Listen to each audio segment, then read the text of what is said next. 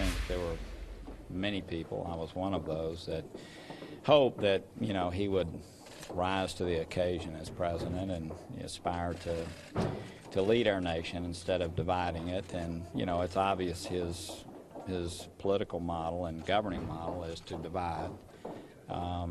And he has not risen to the occasion. It's very evident to me. I've had personal meetings, personal dinners, personal phone calls when the staff has asked me to call over and intercede on something that was not going to happen, that was not good for our country.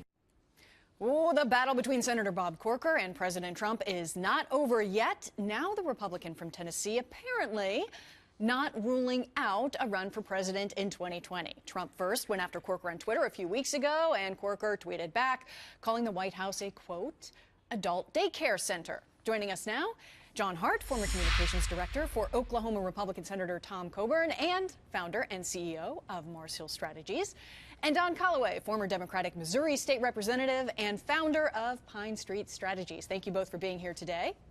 Thanks for having us. Well, here's essentially what Corker said. It's way too early to decide whether to compete for the Republican nomination. So that's the type of thing. You guys have both been in politics for a long time. That's the type of thing people say before they casually make a trip to Iowa and head off to New Hampshire. So what do you think the chances are, John? Well, I don't know. It's really going to depend on three things: the state of the economy. James Carville is still right. It's still the, quote, economy stupid. If the economy is growing in 2020, I don't think Trump will have a major challenge. It's going to depend on what happens in the midterms in 2018 and also the state of the world. I think if either of those go haywire, I think you could see a primary challenge. And look, quite frankly, I'm in favor of incumbents being challenged. My former boss, Tom Coburn, challenged the establishment pick in 2004. And I think Trump should welcome a challenge because it would make him a better president. And if he loses, we'll get a better president. So the voters win in either case. And look, Molly, I think we need to step back and think about how do we define loyalty in this country and in politics. That loyalty does not mean fidelity to any particular party or politician. Instead, it means fidelity to the Constitution and the American idea. And in our system, elections are a competition. They're not a coronation. So Trump really should deflect this by welcoming any challenge from Bob Corker, Jeff Flake, and Ben Sasse would be a much more formidable opponent than Corker would be. But it really is too soon to predict if that's going to come to pass. Yeah, I have heard a little talk about, as you mentioned, Ben Sasse. Don, I want to bring you in here. We haven't even gotten to the midterms yet, and here we are talking a Corker 2020 possibility. What are your thoughts on that? You know, Senator Corker is a very smart and savvy politician. He's been in this game a long time, so he understands as well as anybody that to primary the president would be at best a quixotic mission. Senator Corker has essentially lame ducked himself by announcing that he's not seeking re-election next year, so he has to do whatever he can to stay relevant. And I don't mean that as a diss to him, but he's got to make sure that he is still active and top of mind and therefore still a threat in the legislature and not just taken for granted. But ultimately, any savvy politician knows that you don't do something like this even with this president's historically low approval ratings, because the rating is not that low when you consider it isolated among groups of high voting propensity Republicans. Ultimately, my friend Doug, sitting right now having a Budweiser in Alexandria, Virginia, has a much better shot of winning than Senator Corker does, and he knows that.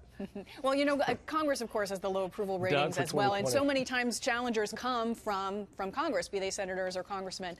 There has been some pretty nasty back and forth between these guys, and as you know, the president has said he always hits back. So no matter who a primary challenger may or may not be, I mean, we could see you know, pretty nasty back and forth as a possibility. Is that something that should be considered, John? Well, no, I think sure, there's already a lot of nasty back and forth happening. And I think, you know, the president has to take responsibility for that as the leader of the party, is that ultimately this is happening under his watch. And if the party isn't unified, he has no one to blame but himself. And I don't say that out of bitterness. That's how the reality of it works. And so the joke that, you know, the friend Doug may run, it's like, well, there may be an effort to recruit someone or anyone to take on Trump because there has not been enough unity that's been produced in the party. No one can really define what Trumpism means or what Bannonism. Even Steve Bannon admits that he can't define what Trumpism means. So really, the ball is in the president's court to unify the party. And yes, I think it's not likely Corker will do this. He's doing this to keep the conversation alive, to create an opening for someone else, whether it's Ben Sasse or another more likely opponent. But again, the president is the one that needs to unify the party, unify the country, and end any talk that there could be a primary against him in 2020. Yeah, Don, I want to bring you in here because will it matter what happens between now and then as to whether or not he'll face a primary challenge and just how powerful that primary challenge could be? And what will it be about? Will it be about how the midterms go? Will it be about the economy? I mean, what are the risks? What are the factors that could encourage that primary challenger? Well, I think you just named them. It's always about the economy. It's always about the state of the world, as John led with at the top of the segment. And, of course, a 9/11 could always happen, something terrible that the president is widely seen to have mishandled. But John and I live here in the bubble in D.C., and Molly, you're in New York. I always have to think about Iowa, and I think about Missouri, and I think about heartland mainstream Republicans. And are they really upset with this president such that there is daylight for even a credible Republican challenger? I would also point out the very practical element that Senator Corker will not be in the Senate in 2019 and 2020 during the heat of that campaign. It will be very, very difficult for him to access the millions and millions of hundreds of millions of dollars by not being in the Senate. He will have a very difficult time raising sufficient funds to be able to mount a credible challenge by not being a sitting member of Congress, particularly the Senate. So, you could see a credible challenger. It's happened in modern politics once in my lifetime when Senator Kennedy primaried President Carter. But I really, really have a hard time seeing that a sensible, credible challenger would do something of this nature. John brought up something, sorry, the other way around. But when we're talking about middle America and all across, President Trump, his campaign, seemed to see something in Michigan, in Pennsylvania, that other campaigns missed, that other Republicans and Democratic campaigns missed, that looking for something different. Will he be able to hang on to that differentness, that he's not the traditional politician that drew so many people into the political process that hadn't been drawn in before? Yeah, well, that's a great question. I would just say, for the record, I'm from Kansas. I'm not from D.C., so I understand middle America, or at least I surely hope to. But, no, Molly, that's a great question, because you hit on the fact that Trump really appealed to voters who felt disenfranchised. And, look, a third of the counties that Obama won went for Trump. So that is a very significant point. And so the question comes down to is, will those voters believe that Trump has delivered enough of a difference in 2020 to support him again?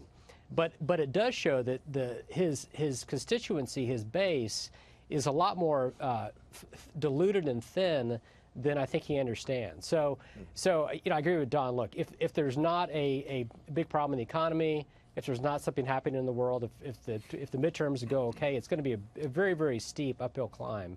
But historically, look, midterms are not friendly to the president's party. More than, I think it's 90% of the time, the president's party loses seats in midterm elections, and that's since Reconstruction. And half the time, it's a margin bigger than the House majority. So there's a real chance Republicans could lose not just the House but the Senate, and then that will change the dynamic where you could have sitting senators being willing to primary a president they believe has taken the party and the country in a destructive direction. All right, Don, and just a quick final thought from you before we head off.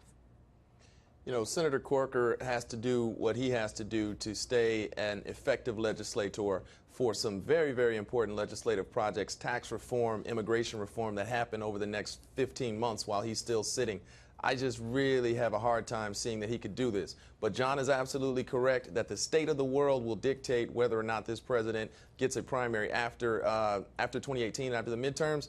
But I really just don't see it. It's too much of a lift. It's too much of a feasible climb. All right, Don Colloway, John Hart, thank you both for joining me here today. Appreciate it.